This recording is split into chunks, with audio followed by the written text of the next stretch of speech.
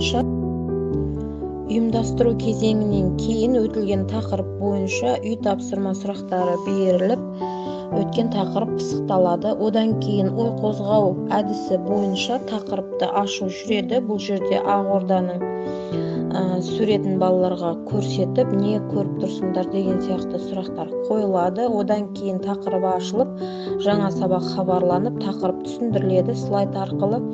Одан кийин сабакты бекитүү кезеңи жүрөдү. Сабакты бекитүү кезеңинде сыр сандык адиси пайдаланылады. Міне Ак Орданын картасын примерно жобалап жасап шыктым.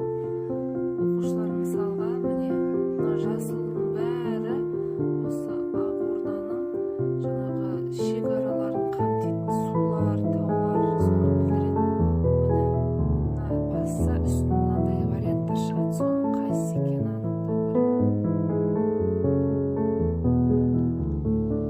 Құрастырған сұрақтарын дұрыс. 6-шы сыныптың бағдарламасына сай. Жалпы мынау Ак Орда мемлекетінің қойылымы, соған байланысты сұрақтар да дұрыс қарастырылған. Қоюға болады 6-шы сыныптың оқушыларына. Сен бағана сандыққа салынған сұрақтарында да жақсы, ой жақсы ойластырылған. Осылай жасаса болады.